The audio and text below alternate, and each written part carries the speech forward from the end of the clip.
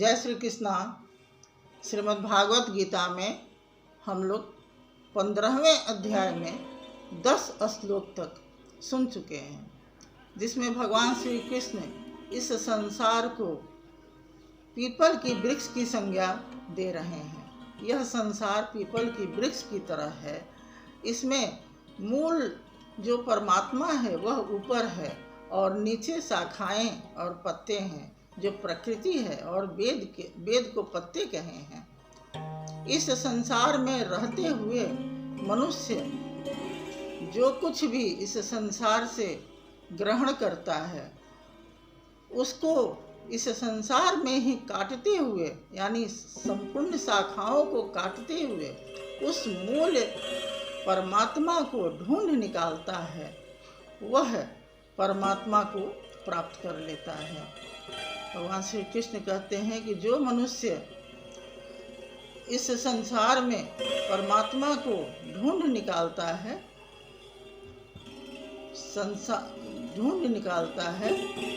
वही परमात्मा को प्राप्त करता है। मनुष्य जब शरीर छोड़ता है तो शरीर छोड़ने के पश्चात वह मन के आश्रय होकर के 5 ज्ञानेंद्रियों के कार्यकलापों को ग्रहण करके दूसरे जन्म में जब जाता है तो उसे ग्रहण कर ले जाता है, और वही उसका स्वभाव होता है। कहने का तात्पर्य भगवान श्री कृष्ण का यही है कि भगवान मनुष्य अच्छे अच्छे कर्म करे और उसे ही ग्रहण करके अगले जन्म में जो शरीर प्राप्त करे उसमें ले जाए। लेकिन ऐसा ज्ञान रूपी नेत्र जो रखता है वही कर सकता है। जो अज्ञानी है वह नहीं देखता है, क्योंकि वह बहिर्मुखी होता है। वह बाहरी जो भौतिक जगत है, जो अंधकारमय है, उसी में सदा लिप्त रहता है।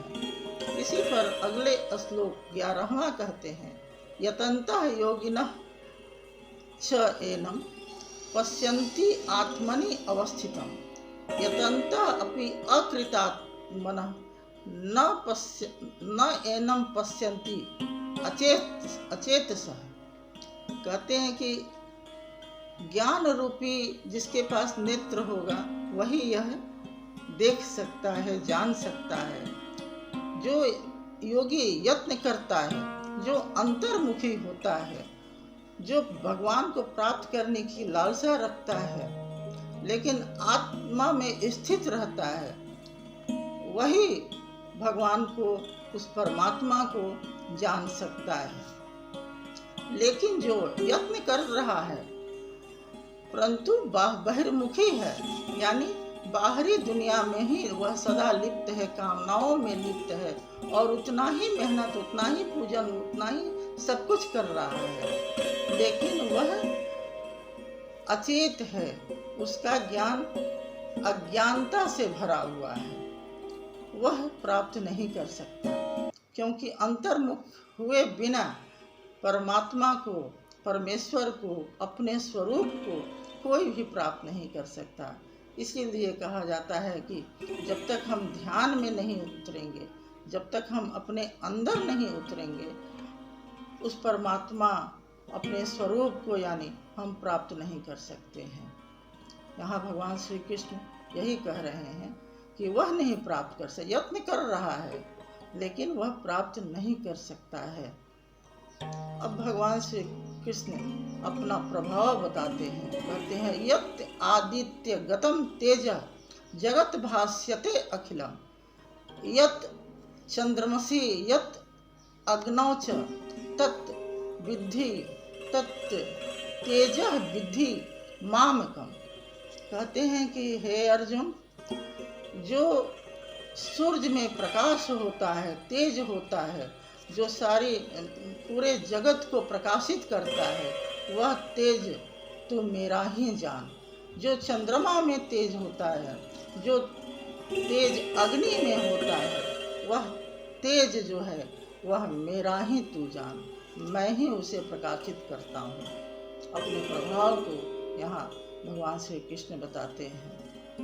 अगले श्लोक में भी प्रभाव बताते हैं, गाम आविश्य च भूतानि धारयामि अहम ओजसा पुष्णामि च औषधि सर्वा सोमा भूत्वा रसात्मका। यहाँ कहते हैं कि मैं ही पृथ्वी में प्रवेश करके अपनी शक्ति से सब भूत प्राणियों को धारण करता हूँ, और चंद्रमा में रस स्वरूप होकर सभी वनस्पतियों को मैं ही पुष्ट करता हूँ। मैं ही करता हूँ, पुष्ट भी मैं ही करता हूँ। अगले श्लोक में कहते हैं, अहम वैश्वानरः भूत्वा प्राणिनां देहम आश्रिता प्राणपान समः युक्ता पचामी अन्नम चतुर्विधम। कहते हैं कि मैं मेरे से ही, मेरे हृदय देश में जो प्राण और अपान यानी श्वास और प्रश्वास से युक्त होकर अग्नि रूप जो अन्न है, उसे 4 प्रकार के जो अन्न है उसे मैं ही पचाता हूँ। यहाँ भगवान श्री कृष्ण का कहना है कि अन्न जो आहार की, जो अन्न शरीर पोषण के लिए होता है उसे तो आहार की संज्ञा दिए हैं, लेकिन वास्तविक अन्न परमात्मा है। यह 4 विधियों से बैखरी, मध्यमा, पश्यंती और परा से उत्थान होते होते परा में परिपक्व हो जाता है। इसे महापुरुषों ने 4 प्रकार की विधि बताई है, नाम, रूप, लीला और धाम। सब अंतःकरण में ही होता है, जो अंतर्मुखी होता है वही करता है। कहते हैं कि जब मनुष्य अपने को जागृत कर लेता है तो पहले नाम का जप होता है, क्रमशः स्वरूप प्रकट होने लगता है, नाम, रूप, और उसके बाद उस परमेश्वर की लीला का कार्यकलाप सब दर्शन होने लगता है। अंतर्मुख होने पर अंतर मन में ही उनकी लीला भी चलने लगती है, और जब धाम की स्थिति आती है तब उस मूल लीलाधारी का स्पर्श मिल जाता है, और पराबाड़ी से परिपक्व होकर वह ब्रह्म परिपक्व हो जाता है और धाम की स्थिति आ जाती है। और यहाँ कहते हैं कि अन्न परिपक्व हो जाता है, वह पच भी जाता है, मिल भी जाता है, और पात्र भी परिपक्व हो जाता है, यानी यह शरीर भी परिपक्व हो जाता है। उसे धाम कहते हैं। नाम, रूप और लीला और धाम, बैखरी, मध्यमा, पश्यंती और परावारी, इसी को कहते हैं। इस तरह भगवान श्री कृष्ण कहते हैं कि 4 प्रकार के अन्न जो परमात्मा है उसे मैं ही पचाता हूँ, अग्नि रूप से होकर मैं ही पचाता हूँ। कहते हैं कि मैं ही पचाता हूँ। उसके बाद कहते हैं, सर्वस्वचाहम हृदय सन्निविष्टो मतः स्मृति ज्ञान अपोहनम च वेदः च सर्वैरहमेव वेद्य वेदांत कृत वेदवित् एव च अहम। यहाँ कहते हैं कि सब भूत प्राणी के हृदय देश में अंतर्यामी रूप से मैं स्थित हूँ, मैं ही स्थित हूँ। मैं ही जो जागृत होना, अंतर्मुखी जो हो जाता है, उसे जो सुरती भूल जाता है। मैं तो सब में हूँ, सब में स्मृति है, लेकिन बाहरी दुनिया में जो लिप्त रहता है वह भूल जाता है, और जो याद करता है उसकी स्मृति मैं ही हूँ। मैं ही उनको ज्ञान देता हूँ, और अपोहन यानी बुद्धि के द्वारा बाधाओं का समन मैं ही करता हूँ। और वेद को जानने वाला मैं ही हूँ। वेदांत कर्ता, वेद के कर्म को जान जाता है, वह वेदांत कर्ता भी मैं ही हूँ। वेद मैं ही हूँ कहते हैं यहाँ।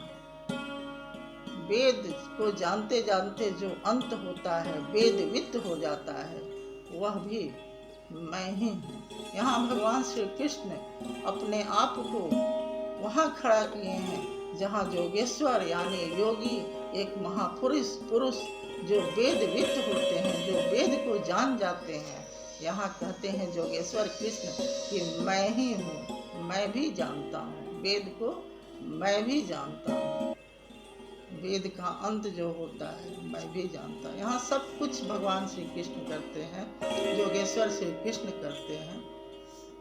अभी इन श्लोकों में साफ साफ कहे हैं कि मैं ही पृथ्वी में प्रवेश होकर मैं ही सबको धारण पोषण करता हूँ, मैं ही अग्नि रूप से अन्न को पचाता हूँ, मैं ही वनस्पतियों को चंद्रमा स्वरूप के रस स्वरूप होकर पुष्ट करता हूँ। यानी यथार्थ भगवान ही सब करते हैं, तो फिर और किसी का क्या भजन है। यह जानकर मनुष्य को चाहिए उस परमेश्वर परमात्मा का ही नित्य निरंतर अंतःकरण से भजन करे, कीर्तन करे और ज्ञान प्राप्त करे। हरि ओम तत्सत, हरि ओम तत्सत, हरि ओम तत्सत।